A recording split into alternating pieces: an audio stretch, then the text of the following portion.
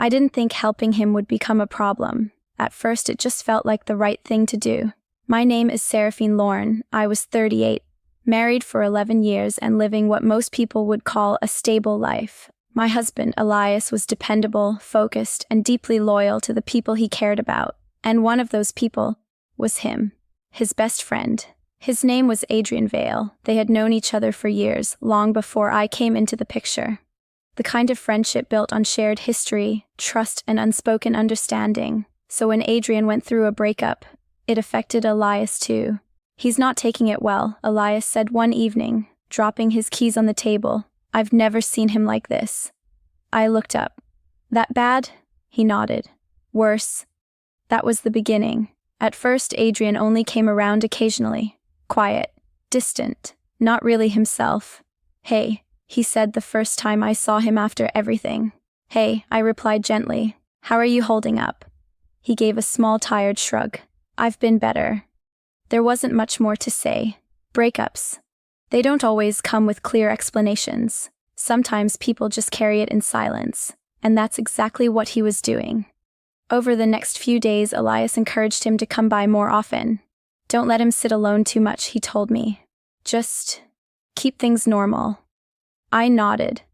That didn't feel like a big ask. Just being present, being kind, being supportive. That's all it was supposed to be. And for a while, that's exactly what it was. Simple conversations, quiet evenings, nothing out of place.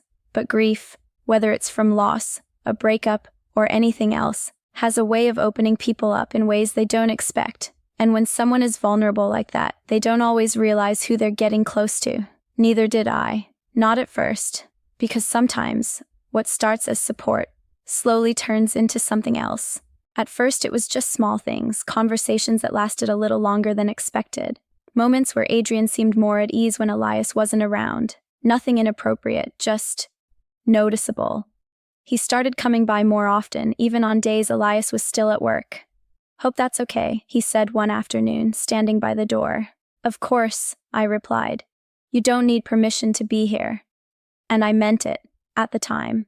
Because in my mind, this was still about helping him get through something, nothing more. "You don't have to pretend with me," I said once, handing him a cup of tea. He looked at me for a second. "I'm not pretending." "Not fully," I replied. There was a pause. Then he exhaled, sitting back slightly. "It just caught me off guard, you know?" I nodded. That usually makes it worse. That was the first real conversation we had. The first time he opened up without Elias there, and that should have been a moment I paid closer attention to. Because that's how it starts. Not with anything obvious. Just trust, comfort, someone feeling like they can be honest with you, in a way they aren't with others. Over the next few days, that became a pattern. He'd show up, we'd talk, and slowly, he started letting more out. "I didn't think it would hit like this," he said one afternoon. "It always does," I replied, just in different ways. He gave a small nod, then glanced at me. "You're easy to talk to," he said. I smiled lightly. "That's because I listen." "That's rare," he replied. That line stayed with me, not because of what he said, but because of how he said it.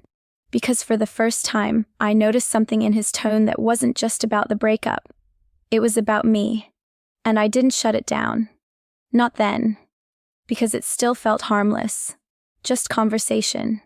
Just support. But the truth is, those are the moments that matter the most. The quiet ones. The ones you don't think twice about.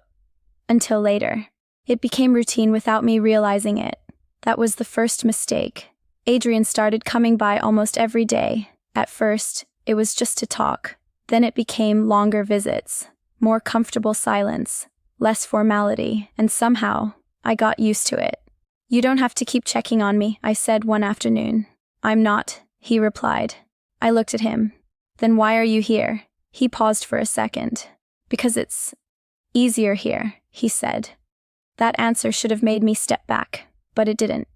Because it didn't feel wrong, it just felt honest. And that's how lines blur. Not because something inappropriate is happening, but because nothing feels inappropriate yet. Elias, on the other hand, didn't notice anything different. "Thanks for being there for him," he said one evening. "He needs it." I nodded. Of course. And I meant that too. That's the complicated part. Because I wasn't trying to do anything wrong. I was just present. But presence matters more than people think. One afternoon, Adrian stayed later than usual. We were sitting in the living room, not really talking, just sharing the quiet. You ever notice how loud silence can be? He said. I glanced at him. Only when something's missing. He nodded slowly. Yeah. There was a pause. Then he added, it's not as loud here. That line, it landed differently, because now it wasn't just about his breakup. It was about how he felt in my space, around me, and for the first time, I became aware of that. Really aware. Not just of what he was saying, but what it meant. I should have redirected things, created distance, changed the dynamic. But I didn't. Because part of me understood what he meant. And that's the part no one wants to admit. Sometimes, it's not just one person leaning in. Sometimes, both people are standing a little too close. After that, I couldn't pretend it was just casual anymore. Not completely, because once you understand what someone means beneath their words, everything starts to feel more intentional. And that's where things get risky. Elias still trusted both of us completely. That never changed. Has he been coming by? He asked one evening. Yeah, I said. He's doing a little better. That's good, he replied. Just keep him distracted. Keep him distracted. That's what he thought was happening. And maybe, at first, it was, but now, it was something else. And let me say this clearly, because a lot of men don't realize it until it's too late. When you ask your partner to be there emotionally for someone else, especially consistently, you're creating a space. And if you're not present in that same way, someone else might fill it. Not intentionally, not immediately, but slowly. That's exactly what was happening. The next afternoon, Adrian showed up again. You're here a lot, I said, half joking. You say that like you mind, he replied. I paused, because I didn't. And that was the problem. I don't, I admitted. He held my gaze for a second longer than usual. And there it was again. That quiet shift. Nothing inappropriate, but not nothing either. We moved into the kitchen, talking about small things, nothing important, but the energy felt different now. More aware, more present. At one point, we reached for the same thing at the same time. Our hands stopped, not touching, just close. And neither of us pulled back immediately. That moment stretched longer than it should have. Then, I stepped away first. I've got it, I said, too casually, too quickly. He nodded, but didn't say anything. And that silence, it said more than words would have. Because now, we both knew. This wasn't just support anymore. It wasn't just comfort. It was something that was getting closer to a line. And neither of us had fully stepped away yet. After that moment in the kitchen, everything felt different. Not dramatically, but enough. Because now, it wasn't just something I could ignore or explain away. It had been felt, on both sides. And once that happens, you can't go back to being unaware. I tried to keep things normal the next day, focused on work, stayed in my space, limited interaction. But when you've already crossed into awareness, even distance feels intentional. You've been quiet, Adrian said when I finally came downstairs. I've been busy, I replied. He nodded but didn't look convinced. You're avoiding me, he said. Not accusing, just stating it. I sighed lightly. I'm just trying to keep things clear. Clear? He repeated. I met his eyes. You know what I mean. There was a pause. Then he said something that made everything more real. I didn't plan for this. That line, it landed, because neither did I. That doesn't change anything, I replied. No, he said. It doesn't. But neither of us moved away, and that's the part people don't understand. It's not always about denying something. Sometimes it's about acknowledging it, and still not stepping back fast enough. I should probably go, he said after a moment. Maybe, I replied. But there was no urgency in my voice, no real push, and he noticed that. Of course he did. You don't want me to, he said. It wasn't a question. I hesitated, and that hesitation, that's where everything lives. Because in that small pause, I wasn't thinking about right or wrong. I was thinking about how easy it would be to just let things stay as they were. That's not the point, I said finally. But even I knew that wasn't a real answer. And standing there in that moment, I realized something clearly. The situation wasn't happening to me. I was allowing it. That night, I couldn't shake the feeling. Not guilt, not exactly, just clarity. The kind that makes it hard to lie to yourself anymore. Because at that point, I knew exactly what was happening. And more importantly, I knew my role in it. The next day, I told myself I'd create distance. Real distance this time, not just avoiding eye contact or keeping conversations short, actual space, but intentions are easy in theory. Reality is different. Adrian showed up like he always did. Same time, same quiet knock. And for a second, I considered not answering. That should tell you everything, because if you have to debate opening a door, you already know something isn't right. But I opened it anyway. "Hey," he said. "Hey," I replied. And just like that, we were back in it. That's how subtle it is. No big decision, just small ones that keep the situation going. We stayed in the living room this time, more space between us than usual. But the awareness, that didn't change. "You've been thinking," he said. "Yes," I replied. Another pause. "About this," he added. "Yes." No more pretending, no more circling around it, just truth. "I don't want to mess anything up," he said. "Then don't," I replied. Simple, clear, but not easy. Because saying that doesn't remove what's already there, it just defines the boundary, and boundaries only work if both people actually respect them. "I shouldn't be coming here like this," he said. "You probably shouldn't," I agreed. But again, neither of us moved to change it immediately. That's the part people don't admit. It's not always about what you say. It's about what you do after you say it. And we were still sitting there, still in the same space, still not creating the distance we both knew was necessary. I looked at him for a second longer than I should have, and in that moment, I felt it clearly. That pull, that quiet thought of just one step. Nothing dramatic, nothing obvious, just enough to shift everything. I leaned back slightly, breaking it. "I think we both know this can't keep going like this," I said. He nodded. "Yeah," he replied. But even then, it didn't feel over yet.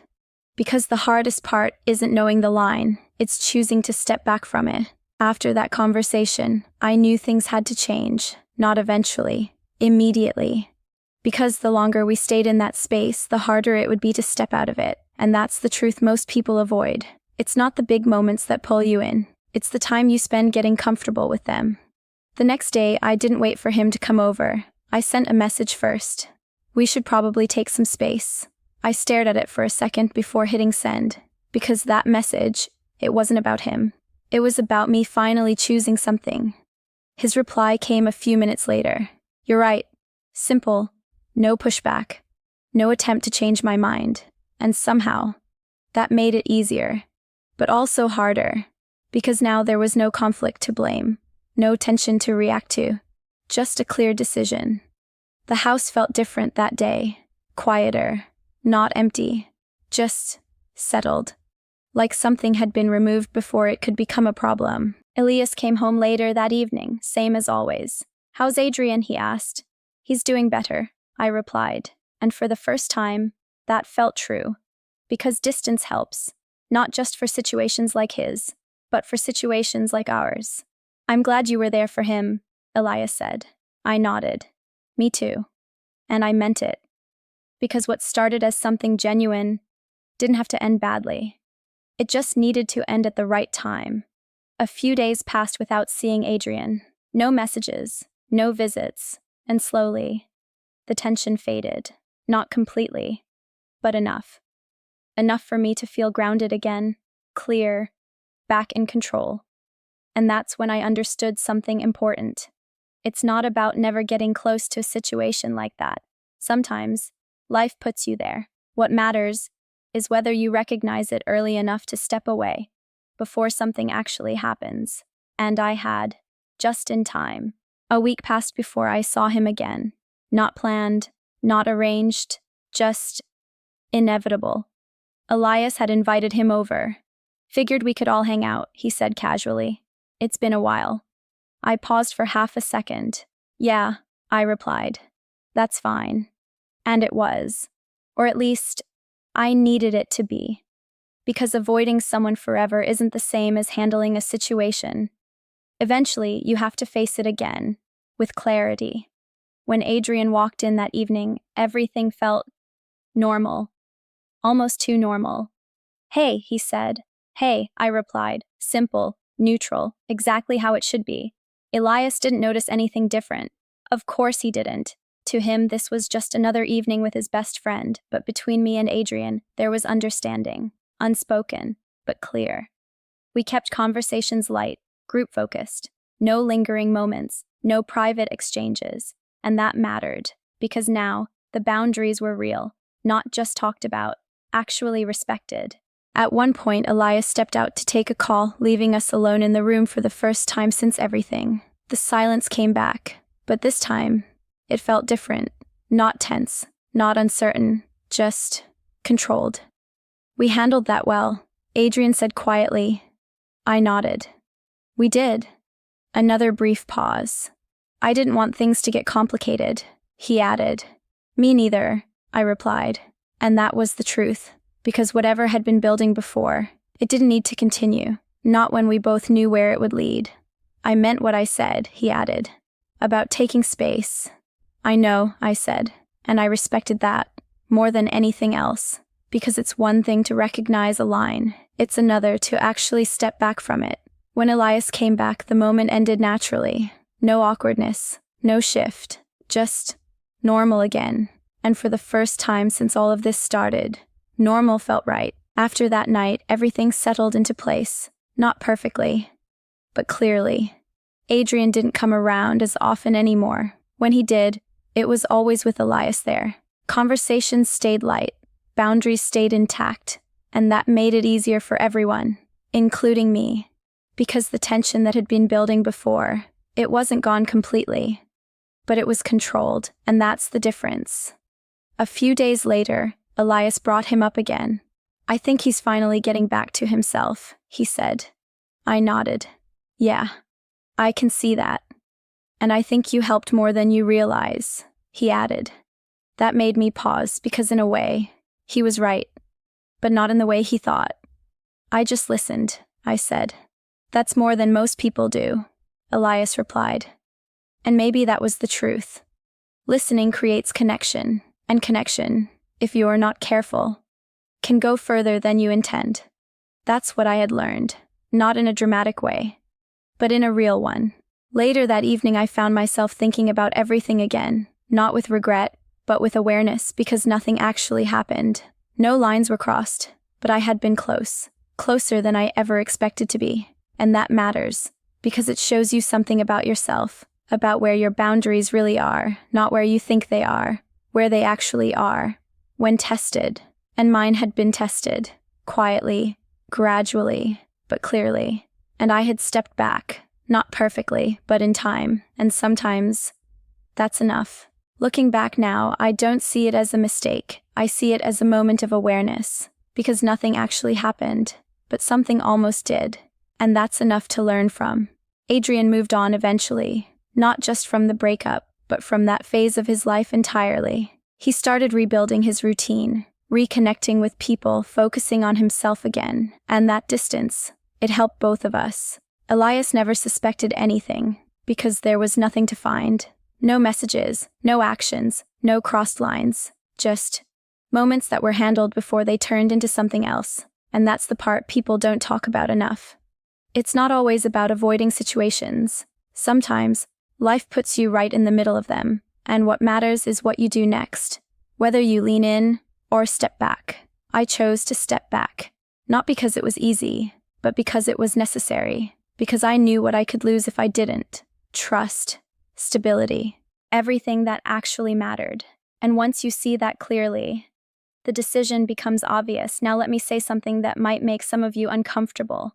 A lot of people don't cheat because they want to. They cheat because they ignore the small moments that lead them there until one day, it doesn't feel like a big step anymore. I caught mine early, and that made all the difference.